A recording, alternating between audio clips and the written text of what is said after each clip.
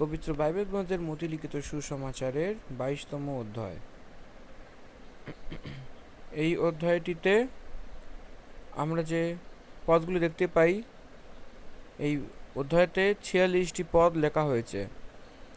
46 পদের মধ্যে লেখা প্রমুখ কথা প্রথম পদ থেকে নিয়ে 14th ভার্স অবধি সেই ভাগে বিবাহ ভোজের দৃষ্টান্ত লেখা হয়েছে। 15তম পদ থেকে নিয়ে 22তম পদ অবধির মাঝে কীরকম ভাবে বিস্তারিত বলা হয়েছে। 23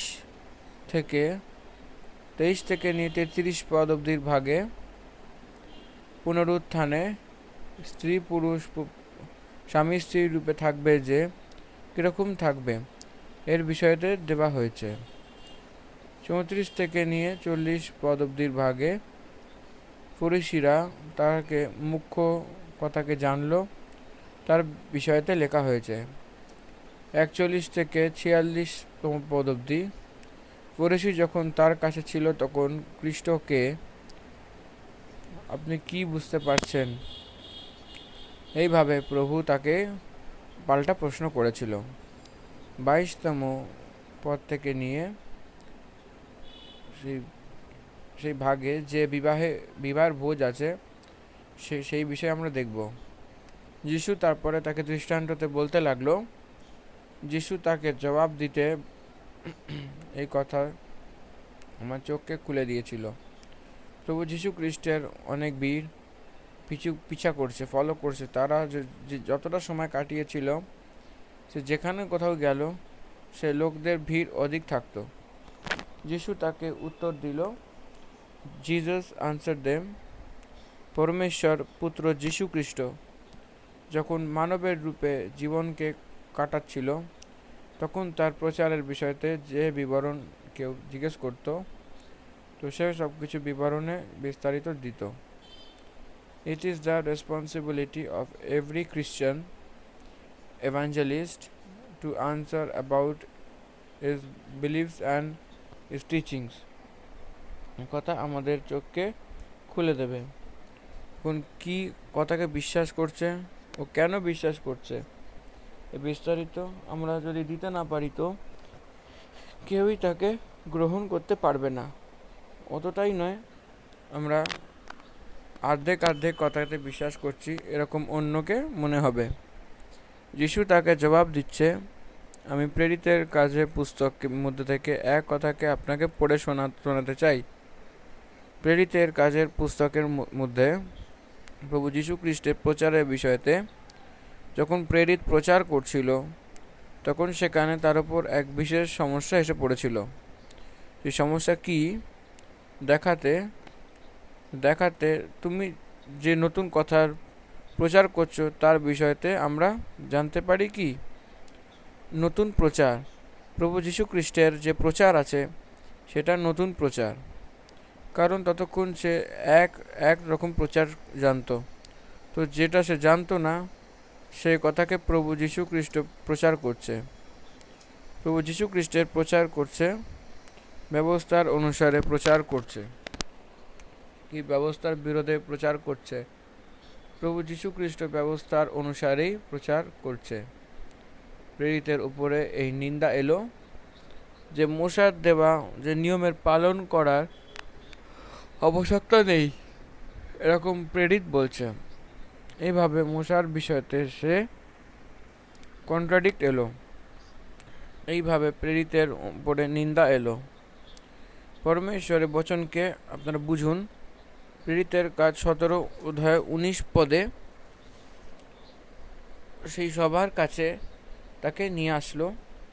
সেখানে তারা জিজ্ঞাসা করছে যে কি আমরা জানতে পারি যে এটা নতুন তুমি শোনাচ্ছ সেটা কি, কারণ তুমি অনৈক্য কথা আমাদেরকে শোনাচ্ছ। এই জন্য আমরা জানতে চাই যে এর অর্থ কি। আজ সমাজে অনেকই মত রয়েছে, কিছু বিদ্রোহ করার লোক আছে, আর কিছু নাস্তিকও রয়েছে। এই সবার মনে বাইবেলকে নিয়ে অনেক প্রশ্ন আসে। সব কথার জবাব দেওয়া এটা বিশ্বাসীর কর্তব্য।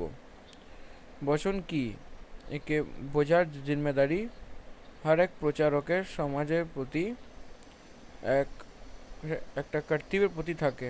এইভাবে প্রভু যীশু খ্রিস্ট জবাবকে দিচ্ছে, দৃষ্টান্তের রূপে তাকে কথা বলছে, বচন তাকে ভালো করে বুঝুক এবং সেই দৃষ্টান্ত বলছে। 21তম অধ্যায়তে প্রভু যীশু খ্রিস্ট তার বিষয়তে যে বর্ণনা করেছিল, সেই যে পাথরকে রাজমিশরীয়রা নিকম্বা করেছিল, সেই কোণের শিরের পাথর হয়ে গেছিল, এবং সেই বিষয়ে যে বলেছিল, তার প্রধান যাজক, ফরিসি এবং শাস্ত্রী এইসব লোকেদেরকে যিশু সে উত্তর দিচ্ছে, দৃষ্টান্তকে বলছে, স্বর্গের রাজ্যের বিষয়তে সে কথা বলছে। পরমেশ্বরের রাজ্য অর্থাৎ পরমেশ্বরের কলিসিয়, the people who are called out from the society in the name of the Jesus Christ, প্রভু যীশু খ্রিস্টের নামে সমাজ থেকে বিশেষ রূপে আলাদা হয়ে আসা সে কলিসিয়ার রূপে সেই পরমেশ্বরের রাজ্য। এই জন্যে এর বিষয়তে এক দৃষ্টান্তকে বলছে। সে দৃষ্টান্ত কি আছে দেখব। স্বর্গের রাজ্য সেই রাজার সমান যে তার পুত্রের বিবাহ করেছিল। স্বর্গের রাজ্য কিরকম থাকবে? ভোজকে করা রাজার সমান। এবং সে তার দাসকেও পাঠালো যে নিমন্ত্রিত লোকেদেরকে বিবাহের ভোজে ডাকো, কিন্তু তারা আসতে চাইল না। ইট ইজ ফার্স্ট ইনভিটেশন, প্রথম আমন্ত্রণ। তার দাসেদেরকে ভোজের জন্য ডাকলো, রাজাই ভোজ দিচ্ছে, সে তাকে ডাকলো। রাজ তার পুত্রের বিবাহের জন্য ভোজ রেডি করছে, ভোজের মধ্যে থেকে সম্মিলিত হবার জন্য নিমন্ত্রণ দিচ্ছে। তাকে ফ্রিতে আসতে হবে এবং এসে ভোজন করতে হবে। তারপর সেই দাসেরা তাকে বলল, যারা ডাকলো তারা আসতে চাইল না।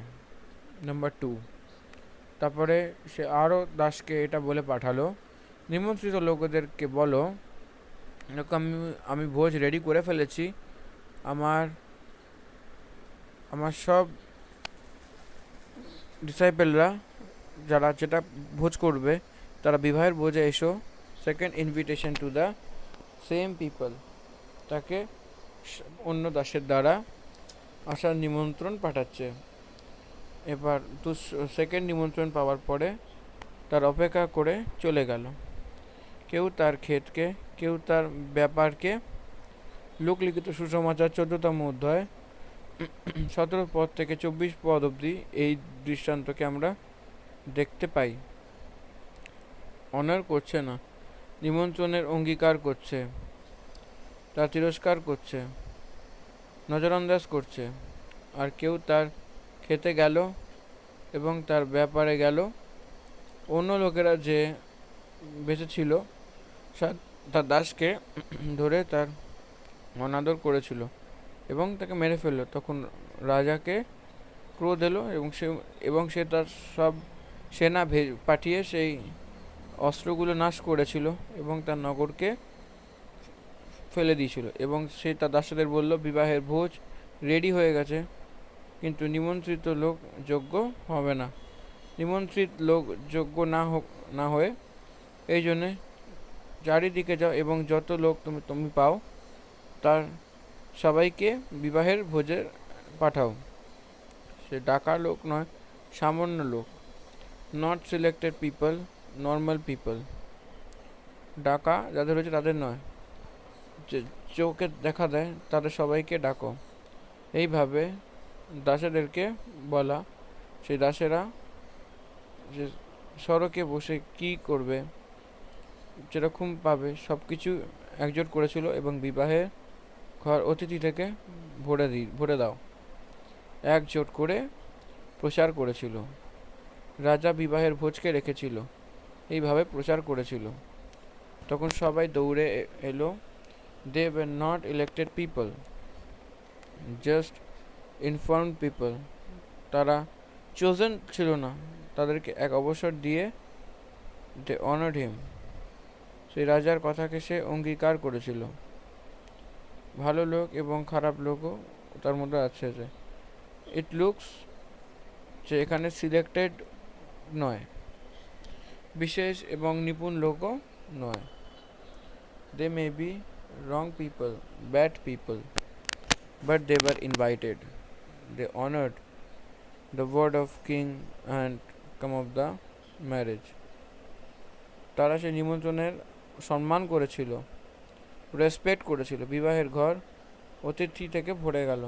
বাস্তবে যিশুর দিনেতে সে প্রথা নয়, কিন্তু এতে একটি বলা হয়েছে বিবাহে যে এসেছিল তাই সবাইকে বস্ত্র দিয়ে তাকে ভেতরে নেওয়া হয়েছে, তাকে নিয়ে ভেতরে নেওয়া হয়েছিল। তখন সে রাজা অতিথিকে দেখে ভেতরে এলো, তো সে ওখানে এক মানুষকে দেখেছিল যে বিবাহের বস্ত্র কখনো পরেনি, বিবাহের বস্ত্র পরেনি। সে মানুষকে রাজা প্রথম থেকেই জানতো, এই জন্যে মিত্র বলে ডাকছে। সে তাকে জিজ্ঞেস করলো, হে মিত্র, তুমি বিবাহের বস্ত্র না পরে কেন এসে গেছো? তার মুখ বন্ধ হয়ে গেছিল, অর্থাৎ দিয়ে দেওয়া বস্ত্রগুলিকে, কমন বস্ত্রকে সে পরতে পছন্দ করলো না। সবার সঙ্গে আইডেন্টিফাই হওয়া তাকে পছন্দ হলো না। এর জন্য বিবাহের বস্ত্র না পরে আমাকে রাজা জানি এটা বলে ভিতরে এসে গেল। এইভাবে দ্য ডিগনিটি অফ দ্য টি ওয়েডিং, সে বিবাহের গৌরবকে বাঁচানোর জন্য দেওয়া বস্ত্রকে তারা তিরস্কার করেছিল এবং সেটা ভাবলো যে তার পুরনো মিত্রতা, কিন্তু এটা রাজাকে মঞ্জুরি ছিল না। তখন রাজা সেবকাইদেরকে বলল, এর হাত পা বেঁধে তাকে সেই বাইরে অন্ধকারে দিয়ে দাও, সেখানে মানুষ কাঁদবে আর দাঁত পিষবে। তখন সেবক এসে তাকে নিয়ে গেল, কারণ ডাকাতের সে অনেক আছে কিন্তু চোজেন খুবই কম। এই দৃষ্টান্তটা কি, এখানে আপনারা কি বুঝতে পারছেন আমি বলছি, শুনুন। তার নিজের পুত্রের বিবাহের ভোজকে দেওয়া রাজা স্বর্গীয় পিতা, সে রাজার পুত্র প্রভু যীশু খ্রিস্ট। প্রভু যীশু বিবাহ ভোজ, উদ্ধারের ভোজ, ভোজকে রেডি করা পরমেশ্বরই আছে। স্বর্গে থাকা পরমেশ্বর মানুষকে উদ্ধার দেওয়ার ইচ্ছাতে এবং উদ্ধারের ভোজকে সে দিয়েছিল। এইভাবে প্রভু যীশু খ্রিস্ট ক্রুশে বিশ্বাস রাখার দ্বারা অনন্তকালের জীবন পেয়ে পরমেশ্বরের সঙ্গে আনন্দ ও মেল মিলাপ করা পরমেশ্বরের হর এক ব্যক্তিকে দিয়েছিল। এইভাবে সে আগে কাকে ডাকলো? সে সিলেক্টেড পিপলকে ডাকলো, চোজেন পিপল, ইসরায়েল এবং যেহুদিদের জন্য ভবিষ্যৎ বক্তার দ্বারা ডাকা হলো, কিন্তু তারা তাকে লক্ষ্য দিল না। সুসমাচারের ডাকা সবার আগে, মতি সুসমাচার 6 চ্যাপ্টারে, তুমি না সবাই ইসরায়েলের কাছে যাও, এরকম প্রভুর বলা কথা আমরা স্মরণ করব। এভাবে কোথায় যেতে হবে? সর্বপ্রথম প্রেরিতদেরকে প্রভু বলল, যাওয়ার জন্য বলল, তুমি নাশ হওয়া ইসরায়েলের কাছেই যাও। মতি সুসমাচার 10 অধ্যায় 6 ভার্সে লেখা হয়েছে, কিন্তু ইসরায়েলের ঘোড়া নেই যে হারিয়ে যাওয়া বেরোর কাছে যাওয়া এবং চলতে চলতে এটা প্রচার করো, স্বর্গের রাজ্য নিকট এসে গেছে। তার জন্য প্রভু বলল, সবার আগে তাকেই দিল, সুসমাচারের বোলাবাটকে দিল এবং তার তিরস্কার করলো। জিহুদীদের লোকেরা ভবিষ্যৎ বক্তার দ্বারা বোলাবাট দেওয়া হয়েছিল, মন ফেরানোর জন্যে ডাকা হয়েছিল, কিন্তু তারা তিরস্কার করেছিল। তার পুত্রকে পাঠালো তার সংহার করেছিল, জিহুদিরা প্রভু যীশু খ্রিস্টের সংহার করেছিল।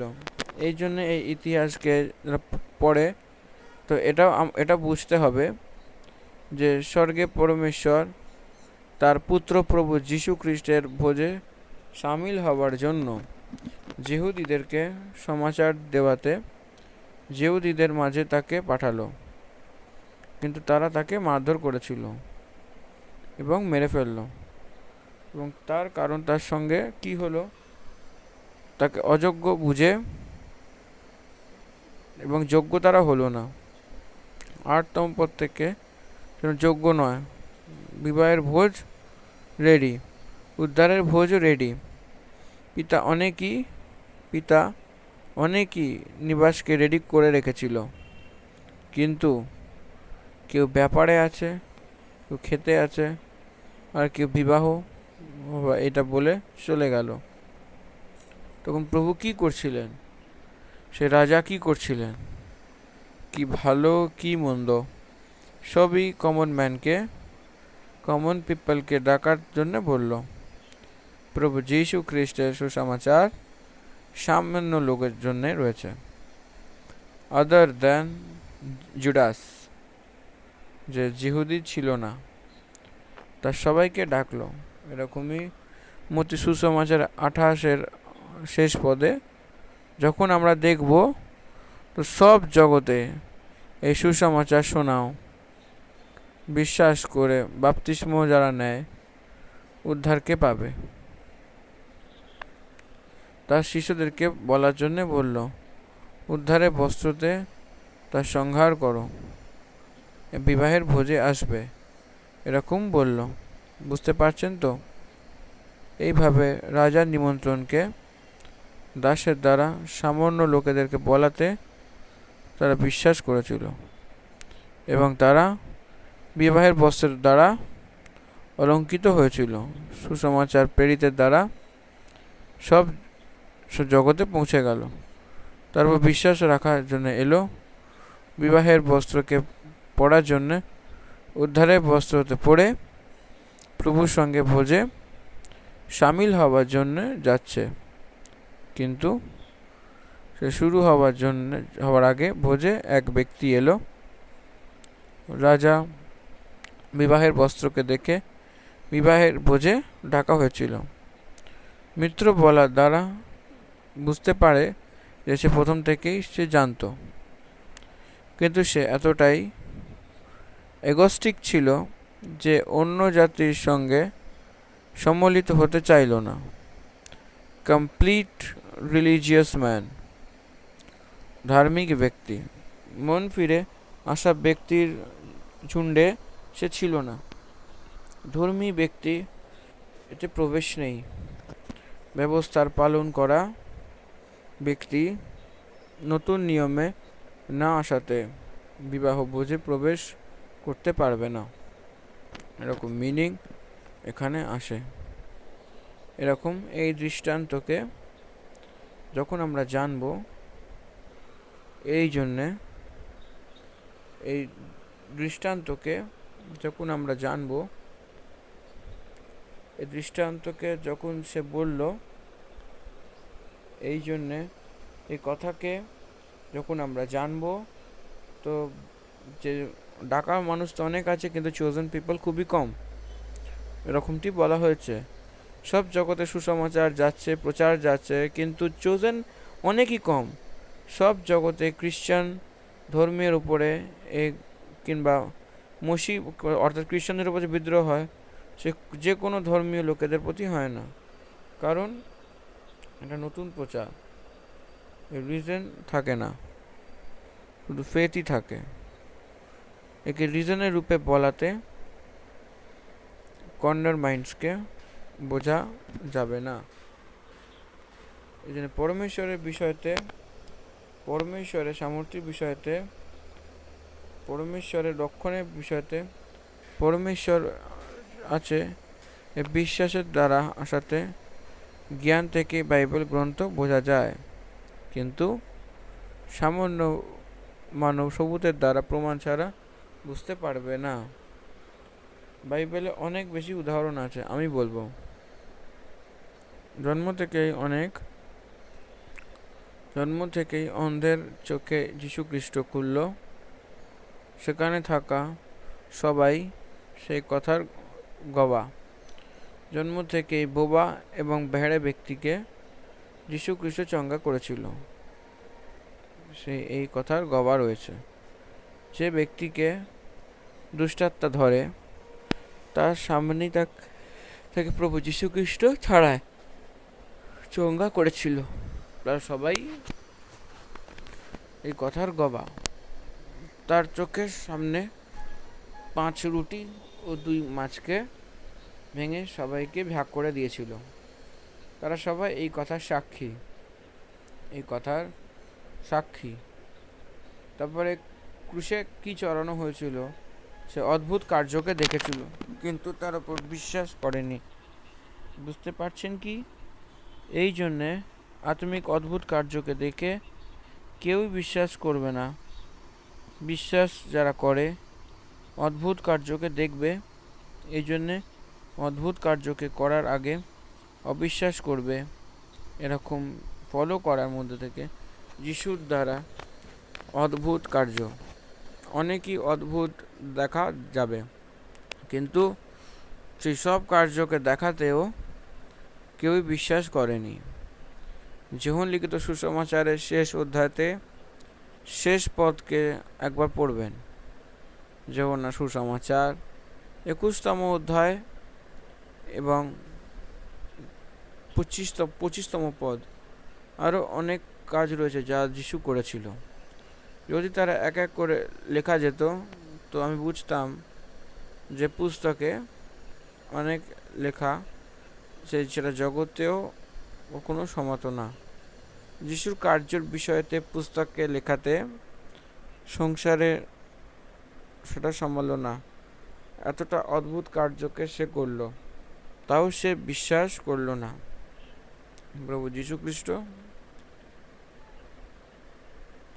পরমেশ্বরের দ্বারা পাঠানো উদ্ধারকর্তা, এই কথাকে তারা বুঝতে পারল না। তখনই নয়, যিশুর জন্মের 2000 বছর পরে এখনো যিশুর জন্ম প্রশ্নার্থক, যিশুর জীবন প্রশ্নার্থক, এবং যিশুর মৃত্যুও প্রশ্নার্থক, আর যিশুর পুনরুত্থানকেও প্রশ্নার্থকই বোঝা যাচ্ছে। ডাকা অনেক মানুষ, কিন্তু চুজ করা অনেক আগে। উদ্ধার করা অনেক সংসারে পরমেশ্বর নিমন্ত্রণ দিয়েছিল, আসুন তোমার জন্য দিনভরে আমি আমার হাতকে খুলে রেখেছি। এরকম ভবিষ্যৎ বক্তা যিশায়াও ভবিষ্যৎবাণী করেছিল। যিহুদীয়দের উদ্ধারের জন্য পরমেশ্বর তার নিজের হাতকে খুলে রেখেছিল। ক্রুশে হাতকে খুলে রাখল, কিন্তু তাকে এটা বুঝতে পারল না পরমেশ্বরের প্রেম তার প্রতি কীরকম ছিল। তারা সে বুঝতে পারল না। তারা তিরস্কার করেছিল, তারা পরমেশ্বরের তিরস্কার করেছিল। তার প্রতি যোজনা যা ছিল তা তিরস্কার করেছিল। কতটাই না খারাপ কথা। লেডিস অ্যান্ড জেন্টলম্যান, পরমেশ্বরের যোজনা আপনার প্রতি উদ্ধার থাকাতে আপনি যদি সেই যোজনাকে ঠুকরাবেন, তো আপনি কিরমভাবে বাঁচবেন? সেই সময় শাস্ত্রী, ফরিসি, যিহুদি এবং সদুকি লোকেরা প্রভু যীশু খ্রিস্টের তিরস্কার করেছিল। ডাকা হয়েছে তো অনেকই, কিন্তু চোজেন অনেক কম। পরমেশ্বরের দ্বারা চুজ করা লোক উদ্ধারকে পাবে। তারপরে প্রভু কি বললেন? পরে রাজা কি করবে? সেই নগরে বিনাশ করবে, তার সেনাকে পাঠিয়ে সেই নগরে নাশ করে দিল। এই জন্যে সেই সময় এরকমই হয়েছিল। বিশ্বের মানচিত্রেতে মানব চরিত্র ইসরায়েলীয়দের স্থান ছিল না। ভূভাগ তো আছে, কিন্তু তাতে ইসরায়েল নামক দেশের আইডেন্টিফিকেশন ছিল না। তারপরে নতুন রীতিতে 1948 ফর্ম হয়েছিল। এরকম আমরা দেখি। সে রাজ্যের রূপে স্থাপিত হয়েছিল, এরকম আমরা দেখি। এক সময়তে রাজ্যের সমানতা এই সত্তরে ফেলে গেছিল। সেই 1948-এ আবার উঠে এসেছিল। ওয়াই দে ওয়ার সাইলেন্ট, তারা কেন সাইলেন্ট ছিল, তারা কেন ডিসঅ্যাপিয়ার হয়েছিল? তার প্রতি দেওয়া প্রতিজ্ঞা পরমেশ্বর স্মরণ করেছিল, তখন তার রাজ্য স্থাপিত হয়েছিল। এইভাবে অন্য জাতির সংখ্যা সম্পূর্ণ হওয়া অবধি ইসরায়েলিরা কিছু সময় অবধি অন্ধপন আসবে, এরকম পদে বলা আছে। তার চোখকে তারা বন্ধ করেছিল, এরকম বলল। বুঝতে পারছেন তো? সেই স্থিতিতে সে বেঁধে রেখেছিল, এরকমটি বলল। এই জন্য বাইবেল গ্রন্থ এক অদ্ভুত পরমেশ্বরের রচনা। এই বচনকে পড়ার সময় কি বচনের সঙ্গে লিঙ্ক থাকে, এর পরিপূর্ণ জ্ঞান বিশ্বাস যারা রাখে সেই ব্যক্তিকে পরমেশ্বর দেয়। সেই বিশ্বাসের দ্বারা বিশ্বাস করার জন্য আভারিত পদগুলিকে বিশ্বাস রাখার জন্য পরমেশ্বর দেয়, সেটা পরমেশ্বরের দ্বারা হওয়া কার্য। লেডিস অ্যান্ড জেন্টলম্যান, 14th ভার্সকে আমরা দেখেছি। জিহুদিরা যিশুর তিরস্কার করেছিল, নতুন নিয়মের অন্তর্গত আসার জন্য স্বীকার করেনি। নতুন নিয়মে পরমেশ্বরের দ্বারা দেওয়া সে উদ্ধারের বস্ত্রকে, বিবাহের বস্ত্রকে তারা পড়তে চাইল না। এই জন্যে অন্য লোকেরা পরমেশ্বর উদ্ধার দিতে চাইল। পরমেশ্বরের যোজনাকে প্রভু যীশু খ্রিস্ট প্রথম থেকেই তার উপরে প্রকট করত। 15তম পদ থেকে নিয়ে 22তম পদ অবধি। তখন ফরিসিরা গিয়ে নিজেদের মধ্যে বিচার করল যে তাকে কোন প্রকার কথাতে ফাঁসাবে। এটা কীরকম ধরনের লোক যে যীশু খ্রিস্টকে ফাঁসাতে হবে। যীশু খ্রিস্টের পরীক্ষা নিচ্ছে। প্রভু যীশু খ্রিস্টকে দুষ্টাত্মা ধরেছিল, এটা প্রমাণ করতে চাইছিল। What is the attitude of the people, সেই লোকেদের উদ্দেশ্য কী ছিল। আর সমাজেও এইভাবে মানুষ আছে, ফাঁসানো। একবার আমি এক ভিডিওকে দেখেছিলাম, সেখানে বাইবেলের স্টোরিকে বলে। এই কথাটা আপনারা জানেন হয়তো। মিশরের দেশে এক হরস নামক দেবতা আছে, সেরকম বলছে লোকলিখিত সুসমাচারের মধ্যে থেকে। যিশুর জন্মের পরে পুরো বিস্তারিতকে দেয়, এবং এটা 3500 বছর আগে মিশর দেশের টেম্পেলে বানানো হয়েছিল, এরকম বলে তাকে প্রমাণ নেই এরকম বলছে। কিন্তু 3500 বছরের আছে এরকম বলছে। মুসি ধর্মের উপরে, মুসির পদের উপর শয়তান তার অস্ত্র দিয়ে মানুষকে উস্কিয়ে অনেকই লোক বিনাশ হয়।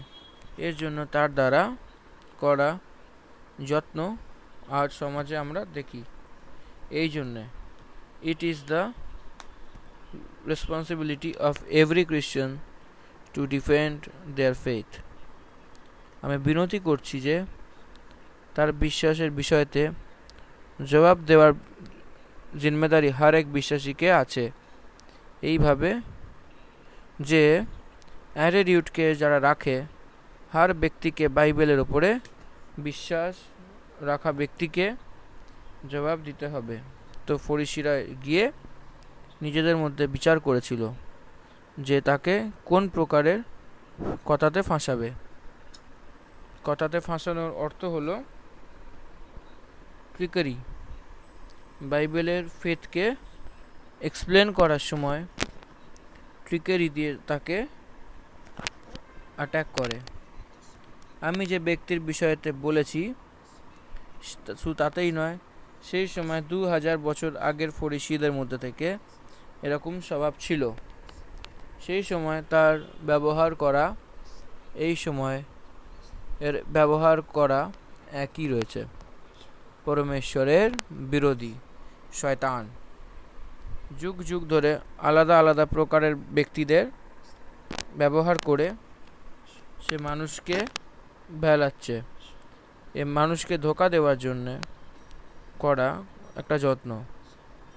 সো সে তার ডিসাইপেলদের হেরোদীয়দের সঙ্গে তার কাছে এটা বলতে পাঠালো যে, হে গুরু, আমি জানি যে তুমি সত্য, তুমি পরমেশ্বরের মার্গ সত্যতে শেখায়, আর কারুর পরোয়া করে না, কারণ তুমি মানুষের মুখ দেখে কথা বলো না।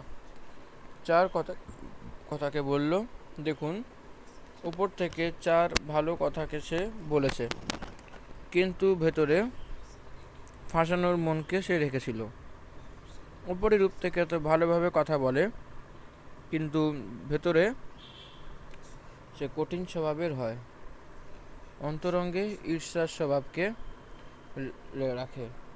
গুরু বলছে ভালো ভালো বলছে, সত্য থেকে শেখায় বলছে। আমরা জানি যে পরমেশ্বরের মার্গ সত্য থেকে সত্যকেই শেখায়, এরকম তাকে বলছে। তো এরকম আছে, তো ফাঁসানোর কি আবশ্যকতা আছে? পিছা করতে পারতো তো, কারুর পরোয়া করে না, এইভাবেই সে প্রশংসা করছে। এই জন্যে আমাদেরকে বলছে, তুমি কি বোঝো? এই জন্যে আমাকে বলো যে তুমি কি বোঝো। কেশরীকে করে দেওয়া উচিত কিনা, রিজেক্ট করা উচিত কিনা। হেরোদীয়দেরও সঙ্গে আনলো। হেরোদীয় অর্থাৎ হলো সেই সময় সরকারের রাজা, গভর্নমেন্টের রাজা হেরোদাস ছিল। তো সেই রাজার অনুসরণ যারা করে তার সঙ্গে তার শিষ্যকেও সঙ্গে নিয়ে গিয়ে এই প্রশ্নকে তারা জিজ্ঞাসা করছে। এই লোক এভাবে জিজ্ঞাসা করছে, তুমি অনেক মহান, এটা বুঝে বলছে, তোমাকে কি মনে হয় বলো? এরা যিশুকে ফাঁসাতে চাইছিল। কেশরকে রিজেক্ট করা উচিত, এটাকে রিজেক্ট করা উচিত কি না? প্রভু যীশু খ্রিস্টের প্রচার আছে, আমরা পরমেশ্বরের সন্তান, আমরা স্বতন্ত্র, এরকম তার দ্বারা করা একটা প্রচারকে সেটা বুঝতে পারছিল না। প্রভু যীশু খ্রিস্টের দ্বারা বলা স্বতন্ত্রতা, আত্মার বিষয়তে স্বতন্ত্রতা আছে, তার বিষয়তে কথা পাশে রেখে দিল এবং জিজ্ঞাসা করছে কিশোরের তাকে রিজেক্ট করা উচিত কি না। প্রভু যীশু খ্রিস্ট তাদেরকে দেখলো এবং তার দুষ্টতাকে জেনে নিল। হে কপটীয়, তুমি আমাকে কেন পরকাও? তার দুষ্টতাকে পরমেশ্বর মনেই পরকে নিয়েছিল, মনের সঙ্গে সঙ্গে জেনে নিয়েছিল। সে অন্যের মনকে পড়তে পারে, সেরকম পরমেশ্বর দেখার পরমেশ্বর। এই জন্য তাকে কপটী বলে, উপর থেকে আলাদা ভেতর থেকে আলাদা থাকে, এরকম বলছে। আমাকে কেন পরকাচ্ছ? সেই শিক্ষা আমাকে, কয়েন আমাকে দেখাও। তো তখন তার কাছে এক দিনার নিয়ে এলো। সে তাকে জিজ্ঞাসা করলো, এই মূর্তির নাম কার? তারা বলল যে কেশরের। তো সে তাকে বলল যে কেশরের, সে কেশরকে, এবং যে পরমেশ্বরের সেটা পরমেশ্বরকে দাও। এটা শুনে তার অচম্বা হয়ে গেল এবং তাকে ছেড়ে চলে গেল। দেখুন যীশু খ্রিস্ট কি বলল, দিনারের ওপরে চাপ এবং নাম কার? ইন্ডিয়ান কারেন্সিতে কয়েন্সে অশোক চক্র এবং তার সঙ্গে তার যত রকম হয় সেটা সংখ্যা থাকে, এই জন্য ধ্যান দেবেন। পরমেশ্বরের পদে থেকেই প্রভু বলছে, তার থেকে প্রভু যীশু খ্রিস্ট প্রকট হচ্ছে, কেশরকে দাও এবং পরমেশ্বরকে দাও। পরমেশ্বরের কি আছে? মানুষের স্বরূপ, এবং ওপরের রূপ কার আছে? স্বরূপ কার আছে? পরমেশ্বরের আছে। পরমেশ্বরের স্বরূপ এবং সমানতাতে মানুষকে বানানো হয়েছিল। এই জন্যে যেটা যার তাকে সেটা দিতে হবে। ট্যাক্স পে করার জন্য বলল, পরমেশ্বরকে দেওয়ার জন্য বলল।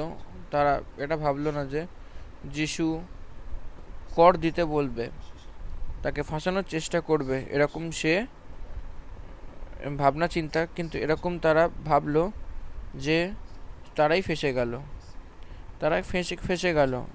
তারা আশ্চর্যচকিত হয়ে গেল। তার জ্ঞান থেকে আশ্চর্যচকিত হওয়া, তাকে ফলো করা উচিত, কিন্তু তারা ফলো করলো না। এটা আমাদের বোঝা যাচ্ছে না। এটা ভেবে তারা ওখান থেকে চলে গেল। প্রভু যীশু খ্রিস্টের কাছে এসে ফেরত চলে গেল। যিশুকে জানার পরেও পেছনে সরে গেল। যিশু কে এটা জানার পরেও ফেরত চলে গেল। সত্য ওটাই, এটা জানার পরেও ফেরত চলে গেল। আজকাল বাইবেল গ্রন্থ ভালো বলাতেও মানুষ পেছনে সরে। যিশুতে পাপ নেই এরকম বলাতেও ফেরত যাচ্ছে। বাইবেল গ্রন্থতে শ্রেষ্ঠ কথা আছে এরকম বলাতে মানুষ পেছনে সরছে, কারণ কপটি জীবন তাদের পছন্দ। যিশুর ওপর বিশ্বাস করছে না। যিশুর কথাকে জানার মন তার কাছে নেই। তখনও সেরকমই ছিল, এখনও সেরকমই রয়েছে। 23 পদ থেকে নিয়ে 33 পদ অবধির ভাগে এখানেও আবার তার প্রচার থেকে আশ্চর্যচকিত হচ্ছে এরকম লেখা হয়েছে।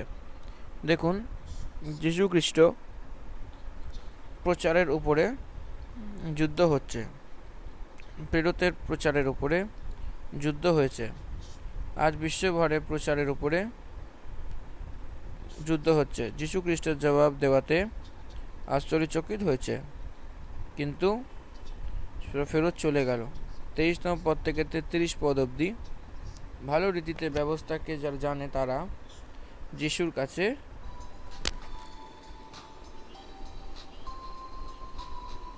সেই সময় মসি যা বলেছিল সেই সময় যীশু খ্রিস্টের পরীক্ষা নেওয়ার চেষ্টা করা হয়েছিল। শুধু কি পুনরুত্থান নয় এরকম বলে। পুরো সংসারে প্রভু যীশু খ্রিস্ট একারই পুনরুত্থান হয়েছিল। পুনরুত্থান হবে এই সত্যকে বাইবেল পুরাতন নিয়মেও বলা হয়েছে। পুনরুত্থানের প্রতি বিশ্বাস যারা রাখে, আব্রাহাম, রোমিওর পত্রী 4 অধ্যায় 17-তে মৃতককে জীবিত করা পরমেশ্বরের উপরে আব্রাহাম বিশ্বাস করেছিল, এরকমটি লেখা রয়েছে। ইব্রানীয়দের পত্রী 11 অধ্যায়তে বিশ্বাসের দ্বারা তার পুত্রকে মৃতদের মধ্যে থেকে আবার ফেরত পেয়েছে, এরকমটি লেখা আছে। মৃতদের পুনরুত্থান হবে এই প্রচারকে পুরাতন নিয়মে দানিয়েলের পুস্তক তার 12 অধ্যায়তে শেষের দিনেতে কবর খোলা হবে, মৃতক লোক জীবিত হয়ে উঠবে, এরকমটি লেখা আছে। যোহন লিখিত সুসমাচারের পুস্তক 5 অধ্যায় 24 পদে মৃত লোকেদের পরমেশ্বরের পুত্রর আওয়াজকে শোনার সময় এসেছে, এরকমটি লেখা হয়েছে। এইভাবে মৃতদের পুনরুত্থান আছে। সেই দিন শুধু কি যে বলে যে মৃতদের পুনরুত্থানই নেই, তার কাছে আসলো এবং তাকে জিজ্ঞাসা করলো, হে গুরু, মোশা বলেছিল যে যদি কেউ বিনা সন্তান মরে যায় তো তার ভাই তার পত্নীকে বিবাহ করে তার ভাইয়ের জন্য বংশ উৎপন্ন করবে। আর আমাদের এখানে 7 ভাই ছিল। প্রথম বিবাহ করে মারা গেল এবং সন্তান না হওয়ার কারণে তার পত্নীকে তার ভাইয়ের জন্য ছেড়ে দেওয়া হলো। এই প্রকারে সেকেন্ড এবং থার্ডও করলো এবং বছর বছর ধরে এরকমই হয়েছিল। সবার পরে সে স্ত্রীও মারা গেল। সো যারা জীবিত হয়েছে তারা সেই সাতদের মধ্যে থেকে কার পত্নী হবে, কারণ সে সবার পত্নী হয়ে গেছিল। এই যে পুনরুত্থানের প্রতি বিশ্বাস রাখে না, সে জিজ্ঞাসা করছে এই পুনরুত্থান কার পত্নী থাকবে, এর কোনো অর্থ আছে কি? যে কথার উপর তারা বিশ্বাস করছে না তার উপরে প্রশ্ন করছে। হাউ উইকেড দে আর। এখন আমাদের এখানে 7 ভাই ছিল, প্রথম বিবাহ করে মারা গেল এবং সন্তান না হওয়ার কারণে তার পত্নীকে তার ভাইয়ের জন্য ছেড়ে দেওয়া হলো। এই প্রকার সেকেন্ড অ্যান্ড থার্ডও করেছিল, আর সঙ্গে সঙ্গে এরকমই হচ্ছিল। সবার পরে সে স্ত্রীও মারা গেল। সো যারা জীবিত হয়ে উঠেছিল তারা সেই সাতদের মধ্যে থেকে কার স্ত্রী হবে, কারণ সে সবার স্ত্রী হয়ে গেছিল। যিশু তাকে উত্তর দিয়েছিল যে তুমি পবিত্র শাস্ত্র এবং পরমেশ্বরের সামর্থ্য জানো না, এই কারণে ভুলে পড়ে গেছো। This is the answer for all the critics of Bible. This is the single answer for all the critics of the Bible. সব বিরোধ যারা করে তাদের জন্য এটা একই এক সিঙ্গেল আনসার আছে, একই জবাব আছে, এরকম আমরা বুঝে যাই। যিশু তাকে উত্তর দিল যে তুমি পবিত্র শাস্ত্র এবং পরমেশ্বরের সামর্থ্য জানো না, এই কারণ ভুলেও পড়ে গেছো, কারণ জীবিত হয়ে যাওয়ার বিয়া না হবে, কিন্তু যে স্বর্গে পরমেশ্বরের দূতদের নাই হবে, দূত বনবে, এরকমটি বলেনি। যেভাবে দূত without sex, how they are living, বিনা শারীরিক সম্পর্কে যেভাবে রয়েছে, সেরকমই পুনরুত্থানে মৃতদের মধ্যে থেকে জীবিত হওয়া স্বামী স্ত্রী নয়, ইন্ডিপেন্ডেন্টলি প্রভুর দাস হয়ে থাকবে, এরকমটি বলছে। কিন্তু মৃতদের জীবিত হওয়ার বিষয়তে কি তুমি এই পথটি পড়নি, যে পরমেশ্বর তোমাকে বলল যে আমি ইব্রাহিমের পরমেশ্বর এবং আইসাকের পরমেশ্বর এবং যাকুবের পরমেশ্বর, সে মৃতদের নয় কিন্তু জীবিতদের পরমেশ্বর। এটা শুনে লোক তার উপদেশ থেকে চকিত হয়ে গেছিল। আমি আব্রাহামের পরমেশ্বর, আইসাকের পরমেশ্বর, যাকুবের পরমেশ্বর, এরকম বলাতে সে মারা গেল। তার পরমেশ্বর এরকম বলছে সে মৃতদের নয়, জীবিতদের পরমেশ্বর। অর্থাৎ আব্রাহামের পুনরুত্থান হবে, আইসাকের পুনরুত্থান হবে, যাকবের পুনরুত্থান হবে। প্রভুর দৃষ্টিতে তারা জীবিত, মৃতক নেই, মৃত নেই। এই সিদ্ধকে নাশ হবার জন্যে পরমেশ্বর ব্যবহার করেছিল। মৃতদের মধ্যে থেকে সে মৃতদের পুঁতবে, এরকমটি বলল। অর্থাৎ spiritual death, people will BARI the physical people. আধ্যাত্মিক রীতিতে মৃত গিয়ে ভৌতিক রূপে মৃতদের কবর দেবে। তার শিষ্যদের থেকে সে বলল তুমি উঠে আমাকে ফলো করো, এই কথাকে বুঝুন।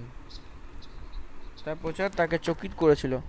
সে মরুক কি বাঁচুক, শুধু নয়, সে জীবিতের পরমেশ্বর। এইভাবে মসজিদে থেকে যে মারা গেছে তারা জীবিত আছে, কিন্তু মৃত নেই। একদিন তারা নিশ্চয়ই আসবে। প্রথম থেসলোনিয় কি বলে, 4th চ্যাপ্টার 3rd ভার্স থেকে 18 পদ অবধি এই কথাগুলিকে লেখা হয়েছে। এইভাবে তো সে জীবিতদের পরমেশ্বর হবে, সে জীবিতদের পরমেশ্বর। এই কথাটি তার মুখ বন্ধ হয়ে গেল, সদুকিয়ের মুখ বন্ধ হয়ে গেল।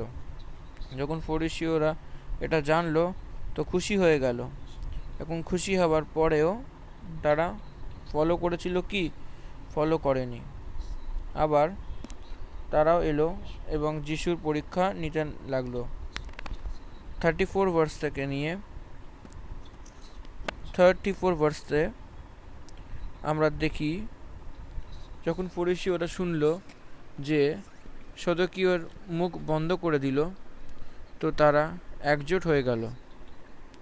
সদুকীয়র মুখ বন্ধ করা এই কথাকে জেনে অনেক আনন্দিত হয়েছিল এবং একজোট হয়েছিল। তা সত্ত্বেও ফলো করেনি। তারাও ব্যবস্থার প্রচার করে, সাবধান। এখানে পরীক্ষা নেওয়ার সময় পরীক্ষা নিতে বলল, সেখানে ফাঁসানোর চেষ্টা করছে এরকম বলল। এখানে সে আবার পরকানোর চেষ্টা করছে, হে গুরু, ব্যবস্থাতে কোন আজ্ঞা বড়?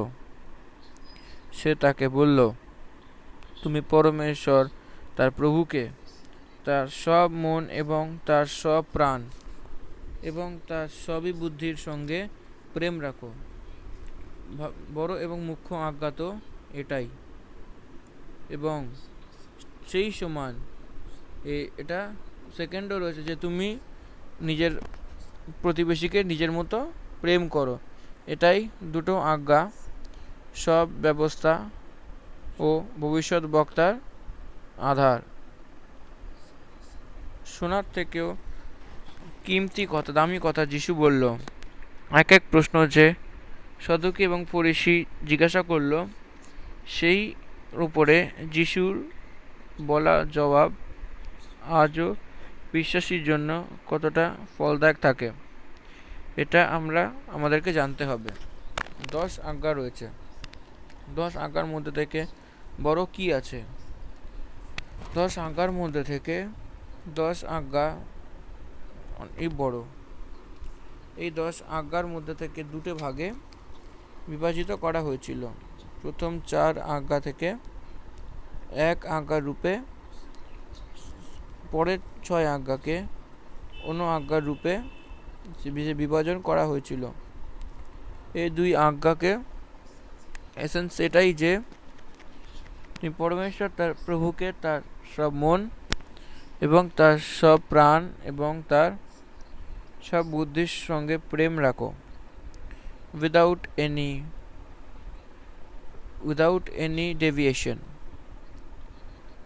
Any deviation. মার্গ থেকে না ফটকে পরমেশ্বর থেকে প্রেম করতে হবে এবং পরমেশ্বরের সেবা করতে হবে। সেকেন্ড, নিজের সমান নিজের পড়োশি থেকে প্রেম করতে হবে, অর্থাৎ প্রতিবেশীকে প্রেম করতে হবে। নিজের মাতা পিতাকে সম্মান করতে হবে। চুরি করবে না, হত্যা করবে না, ব্যভিচার করবে না, প্রতিবেশীর কোনো বস্তুর আশা রাখবে না। এসব আজ্ঞাকে প্রভু এখানে নিয়ে এসেছিল। তার পড়োশিকে প্রেম করা। আর যদি তুমি পড়োশিকে প্রেম করবে, তো তুমি ব্যবস্থাকে পুরো করেছ। ব্যবস্থার পুরো করা অর্থ মানুষের সঙ্গে প্রেম করা এবং পরমেশ্বর থেকে প্রেম করা। এটা দুটোই আজ্ঞা। সব ব্যবস্থা ও ভবিষ্যৎ বক্তার আধার রয়েছে, এরকম প্রভু বলছে। এর ওপর সেই লোক চকিত হয়ে গেল। সত্যই এটা মসির অর্থ হলো পরমেশ্বর থেকে প্রেম করা। মানুষকে থেকে প্রেম করতে হবে। মসি পরমেশ্বর থেকে প্রেম করতে চলেছে এবং মানুষের থেকে প্রেম করতে চলেছে। সত্য মসি যে নিজের থেকে বেশি পরমেশ্বর থেকে বেশি প্রেম করে এবং নিজের সামান জিনিসপত্র ও নিজের সমান প্রতিবেশীদেরকে ভালোবাসে। এটাই আজ্ঞার সারাংশ। মতি সুসমাচার 20 অধ্যায়তে 41 পদ থেকে নিয়ে 46 পদ অবধি ভাগে যখন আমরা দেখেছিলাম, এক সময়তে যখন ফরিসি একজোট হয়েছিল, তো যিশু তাকে প্রশ্ন করেছিল। বাইবেল গ্রন্থতে যীশু খ্রিস্টের পরীক্ষা যারা করে, সদুকী, ফরিসি, শাস্ত্রী ও প্রধান লোক আছে। প্রভু যীশু খ্রিস্ট সেই লোকদের পরীক্ষা নিয়েছিল। যদি আমরা এতে অন্তরকে দেখি তো তার জিজ্ঞেস করা হর এক প্রশ্নের জবাব প্রভু যীশু খ্রিস্ট দিয়েছিলেন, কিন্তু প্রভু যীশু খ্রিস্টের জিজ্ঞেস করা কোনো প্রশ্নের জবাব তারা দিতে পারেনি। যীশু খ্রিস্টকে কতটা বেশি জ্ঞান রয়েছে এটা আমাদেরকে বুঝতে হবে। প্রত্যেকবার যখন যীশু খ্রিস্টকে সদুকি ফরিসি এবং শাস্ত্রী লোকেরা প্রশ্ন করেছিল, তখন হর প্রশ্নের জবাব প্রভু তাদেরকে দিয়েছিল। এক গভীর প্রচার হাতে লুকিয়ে আছে, ডিপ মেসেজেস রয়েছে। প্রভু জিজ্ঞেস করছে মুখ্য কথা, দেখুন 41 পদ, মসির বিষয়তে তুমি কি বোঝো? সে কি কার সন্তান? দেখুন 16তম পদে যখন তারা জিজ্ঞেস করেছিল যে কিশোরকে ফেলে দেওয়া উচিত হবে, তো সে তাকে প্রশ্ন করছে যে মসির বিষয়তে তুমি কি বোঝো, সে কার সন্তান? মসি অর্থ হলো অ্যানয়েন্টেড ওয়ান, অর্থ অভিষিক্ত করা হয়েছিল। সে সব কিছু ইন্তজার করছে, অপেক্ষা করছে দাউদের, তার সেই বছর থেকে দাউদের বংশের মধ্যে থেকে জন্ম হবে, তাকে দাউদের সন্তান বলা হয়েছে। আমরা খ্রিস্টীয় লোক আজ দাউদের সন্তান, প্রভু যীশু খ্রিস্টের প্রতি বিশ্বাস করি, কিন্তু সেই সময়কার জিহুদিরা এটা বিশ্বাস করত না যে প্রভু যীশু খ্রিস্ট দাউদের সন্তান। দাউদের সন্তান অর্থাৎ সে ইউসুফের ঘরে জন্ম নিয়েছে, এই জন্যে আছে, এরকম তারা ভাবতো, এরকম তারা বুঝেছে, কিন্তু তারা কখনোই এটা ভাবেনি যে সে যে মশাইয়ার কথা ভাবছে সেটা এটাই। কিন্তু দেখুন মসির বিষয়তে তুমি কি বোঝো, সে কার সন্তান, তার উপরে সে ভজন সংহিতা গীত সংহিতাতে বলা আমার প্রভু থেকে যেহোবার বাণী এটাই যে তুমি আমার ডান দিকে বসো যতক্ষণ আমি তোমার শত্রুকে তোমার চরণে না করি। সেটা তাকে প্রভু বলে আত্মাতে কীরকম বলছে। That is the Christian. Daud তার প্রভু বলাতে প্রভু থেকে কীরকমভাবে বলছে, যখন দাউদ প্রভু বলে তো তার পুত্র কেন হয়?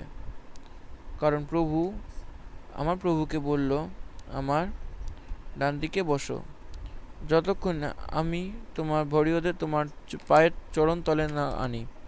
প্রভু তার প্রভুকে বলল, এরকম বলাতে মসিকে বলল তুমি আমার ডান দিকে ও বসো, এরকম দাউদ বলেছে। তো মসি দাউদের সন্তান কীরকম করে হলো এখন তুমি বলো। তো যীশু খ্রিস্টের বিষয়তে দাউদ আমার প্রভু বলেছে, তো সে মানুষের পুত্র কীরকম হলো এই প্রশ্নের সে জবাব দিতে পারেনি। রোমিওর পত্রী তার প্রথম অধ্যায়তে তার জবাব পলস অদ্ভুত রীতিতে দিয়েছিল। রোমিওর পত্রী তার প্রথম অধ্যায়তে যীশু খ্রিস্টের বিষয়তে 3rd ভার্সে বলেছে তার পুত্র আমাদের প্রভু যীশু খ্রিস্টের বিষয়তে প্রতিজ্ঞা করেছিল যে শরীরের ভয় থেকে সে দাউদের বংশ থেকে উৎপন্ন হয়েছে ও পবিত্র আত্মার থেকে মৃতদের মধ্যে থেকে জীবিত হয়ে তার কারণ সামর্থ্যের সঙ্গে পরমেশ্বরের পুত্র হয়েছে। ইট ইজ প্রুভেন ফ্যাক্ট, যিশুর কারণ দাউদের সন্তান হয়েছে। এইভাবে সেটা বলতে পারেনি, শাস্ত্রী লোকেরা এই কথাকে বলতে পারেনি, কারণ তাকে ইউনিয়নের বিষয়তে বিস্তারিত নেই। হাইপোস্টেটিক ইউনিয়নের বিষয়ে জানেন? 100% মানব এবং 100% পরমেশ্বর সম্মেলনই প্রভু যীশু খ্রিস্ট। কুলিশীয়র পত্রী তা 2 পদে সেকেন্ড অধ্যায়তে বলা হয়েছে সেই শরীরে পরমেশ্বর পরিপূর্ণরূপে নিবাস করেছিল। যীশুখ্রিস্টের শরীরে পরমেশ্বর পরিপূর্ণ রীতিতে আছে এবং যীশুখ্রিস্ট পরমেশ্বরের রূপে আছে, এরকম আমরা দেখা দেয়। কিন্তু আমরা এটা বুঝি যে শারীরিক রীতিতে 100% হিউম্যান এবং আত্মিক রীতিতে 100% ডিভাইন, দুটোই সম্মেলনই প্রভু যীশুখ্রিস্ট। এই জন্য এই কথা বুঝে যাওয়া উচিত। যীশু পরমেশ্বর এবং দুটো সম্মেলন আছে, এরকমটি আমাদেরকে বুঝতে হবে। বাইবেল গ্রন্থে যীশুখ্রিস্টকে এর বিস্তারিত আমরা পূর্ণ রীতিতে পাব।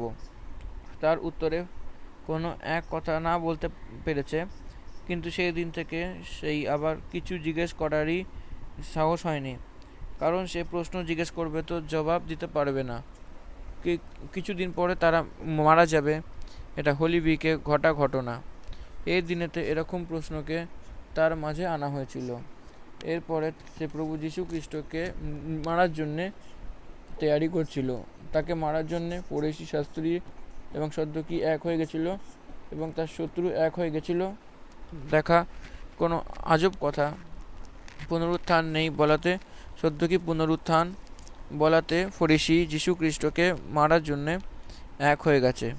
ততক্ষণ থেকে এখন অবধি বাইবেল গ্রন্থে মসির ইতিহাস বিরোধীদের দ্বারা বিভিন্নভাবে তখন থেকেই বিরোধ করা হচ্ছে। কিন্তু যারা বিশ্বাস করে যখন এই কথাগুলি জবাব দেবে, তখন আগের লোকেদেরকে মসির বিষয়তে বিস্তারিত দিতে পারবে। আমেন। এখানে আমাদের সমাপ্তি।